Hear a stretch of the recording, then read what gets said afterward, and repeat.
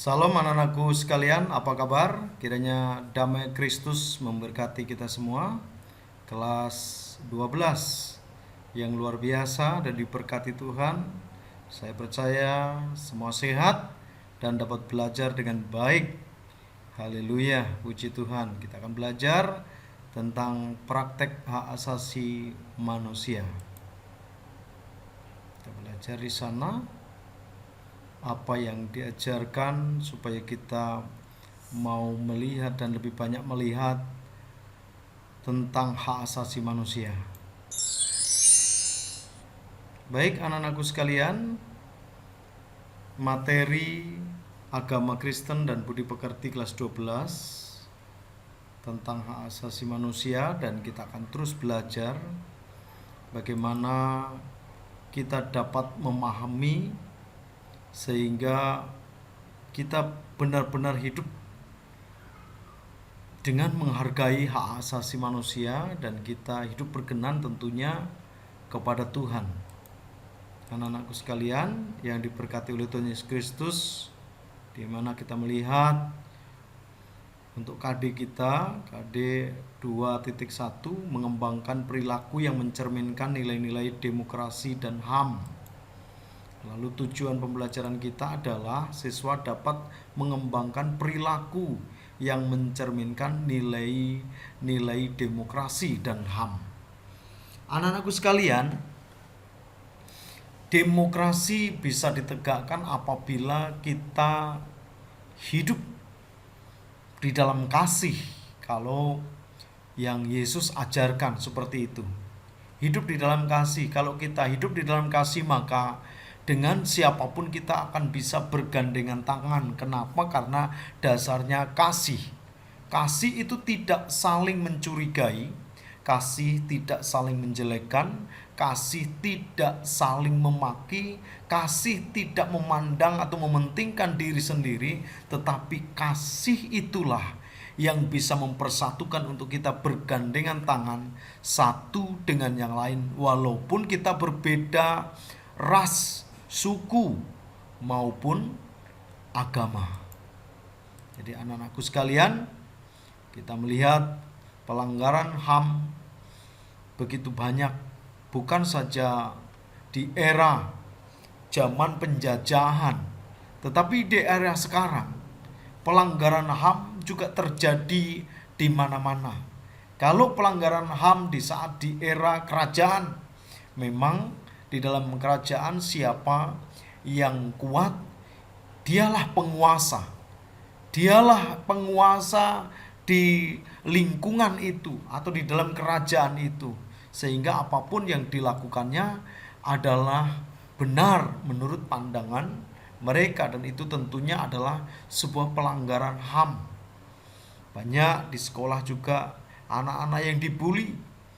Sesungguhnya dibully adalah hal yang mungkin bagi kita adalah hal yang biasa, bahan tertawaan. Tetapi ingat anak-anakku sekalian bahwa itu juga merupakan pelanggaran HAM. Kalau itu dibiarkan, maka juga terjadi seperti apa yang kalian lihat di gambar ini. Bagaimana anak ini tidak bebas, jiwanya tertekan. Dan ini merupakan pelanggaran HAM. Apa kata firman Tuhan tentang pelanggaran HAM? Bukan saja kekerasan fisik, tetapi memikirkan untuk membenci seseorang, itu juga sebuah pelanggaran. Ini menurut firman Tuhan. Oleh karena itu, berbicara tentang HAM sangat-sangat dekat dengan hatinya Tuhan. Ya, sangat-sangat dekat dengan hatinya Tuhan. Apabila pelanggaran HAM terjadi dalam keluarga sedang ribut suami istri, maka anak dikorbankan. Seperti ini gambar nih. Oleh karena itu, banyak hal yang sepele yang kita tidak sadari sesungguhnya itu adalah sebuah pelanggaran. Oleh karena itu, kita harus bisa mencermati benar-benar supaya kita hidup benar di hadapan Tuhan. Baik anak-anakku sekalian, kita melihat di sini ada gambar banyak orang yang main hakim sendiri, main keroyok, main siapa yang kuat, dan yang kalah atau yang lemah itu cukup menderita. Tetapi apa kata firman Tuhan di dalam kitab Bilangan pasal yang ke-35 ayat yang ke-9 sampai 34. Bapak tidak akan membaca semua, tetapi anak-anakku sekalian, kita akan melihat beberapa ayat yang mendukung tentang HAM atau tentang hak asasi manusia di sini. Yang pertama kita buka di dalam kitab Bilangan pasal yang ke-35 ayat yang ke-10. Berbicaralah kepada orang Israel. Ini kata Tuhan kepada Musa. Berbicaralah kepada orang Israel dan katakanlah kepada mereka, apabila kamu menyeberangi sungai Yordan ke tanah Kanaan. Ayat yang ke-11. Maka haruslah kamu memilih beberapa kota yang menjadi kota-kota perlindungan bagimu, supaya orang pembunuh yang telah membunuh seseorang dengan tidak sengaja dapat melarikan diri ke sana. Jadi Tuhan sangat peduli kepada orang-orang lemah. Orang-orang lemah yang melakukan sesuatu tanpa sengaja menyebabkan kematian seseorang. Lalu firman Tuhan katakan kepada Musa, buatlah kota perlindungan, supaya apabila ada orang yang membunuh seseorang atau mengakibatkan kematian seseorang tanpa ia sengaja, maka orang itu akan melarikan diri ke tempat perlindungan itu dan menjadi aman. Jadi ini adalah gambaran kota perlindungan yang dibuat oleh Musa yang diperintahkan Tuhan. Jadi setiap daerah ada kota-kota perlindungan, karena tentunya kita melakukan pelanggaran atau sesuatu yang tidak disengaja tanpa terencana itu bisa terjadi di mana-mana. Sehingga ketika penuntut balas belum menemukan kita atau pelanggar, maka orang itu sudah bisa melarikan diri dan menempati kota perlindungan sehingga orang itu aman. Dalam kitab Bilangan pasal yang ke-35 ayat yang ke-9 sampai 34 menerangkan bahwa Allah memberikan perintah kepada Musa untuk membangun kota-kota perlindungan agar orang yang tidak sengaja menyebabkan kematian orang lain tidak dibalas dengan dibunuh. Ia dapat melarikan diri ke kota-kota perlindungan. Jadi di dalam Bilangan pasal yang ke-35 ayat yang ke-25 dikatakan, dan haruslah rapat umat membebaskan pembunuh dari tangan penuntut darah, dan haruslah rapat umat mengembalikan dia ke kota perlindungan, ke tempat ia telah melarikan diri. Disitulah ia harus tinggal sampai matinya imam besar yang telah diurapi dengan minyak yang kudus. Jadi inilah fungsi kota perlindungan, untuk membawa orang yang melakukan sesuatu dan menyebabkan orang itu pada kematian orang lain tanpa disengaja. Maka orang itu berhak untuk hidup, berhak untuk melanjutkan aktivitasnya, kehidupannya di kota yang sudah ditentukan oleh Tuhan. Karena kota itu adalah kota yang ditunjuk menjadi kota perlindungan, sehingga penuntut balas tidak diizinkan masuk ke kota itu, apalagi menuntut balas di sana. Di sini orang akan tinggal dengan aman. Lalu anak-anakku yang dikasihi oleh Tuhan Yesus Kristus, di dalam praktek pelanggaran HAM kita tahu bahwa memang masih banyak pelanggaran-pelanggaran terjadi di mana-mana. Orang masih Dengan uangnya pengen berkuasa, dengan kekuasaannya pengen menindas, dengan kekuatannya pengen membuat orang-orang lemah semakin menjadi atau semakin menderita di sana. Tetapi apa yang firman Tuhan ajarkan buat kita semua, supaya setiap kita anak-anak Tuhan hendaklah memperhatikan ini, ya. Memperhatikan ini di mana setiap anak-anak Tuhan harus melaksanakan perintah Tuhan. Perintahnya adalah kasihilah sesamamu manusia di dunia seperti dirimu sendiri.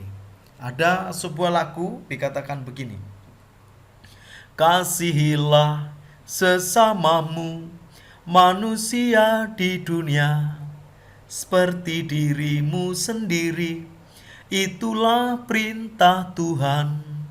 Kasihilah sesamamu manusia di dunia seperti dirimu sendiri. Itulah perintah Tuhan. Ketika kita mengasihi orang lain, berarti di sana kita sedang melakukan perintah Tuhan. Di saat kita tidak mengekang, tidak memeras, tidak menjadi penganiaya, tetapi mengasihi seorang akan yang lain, berarti kita sedang melakukan perintah Tuhan. Anak-anakku yang dikasihi oleh Tuhan Yesus Kristus, belajarlah untuk menjadi pelaku firman.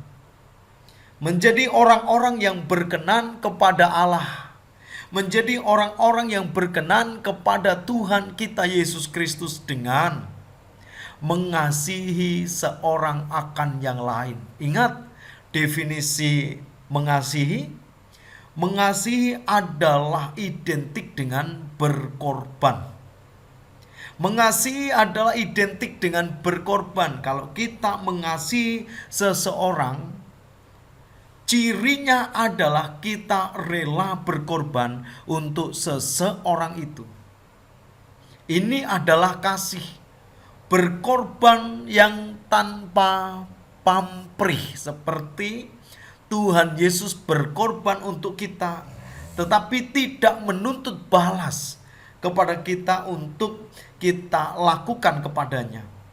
Ia memberikan nyawanya kepada kita, ia memberikan dagingnya kepada kita, ia memberikan darahnya kepada kita, supaya kita diselamatkan, supaya kita bebas dari hukuman dosa, supaya kita bebas dari siksaan api neraka. Ini yang Tuhan mau, yang ia berikan sebagai tanda kasih.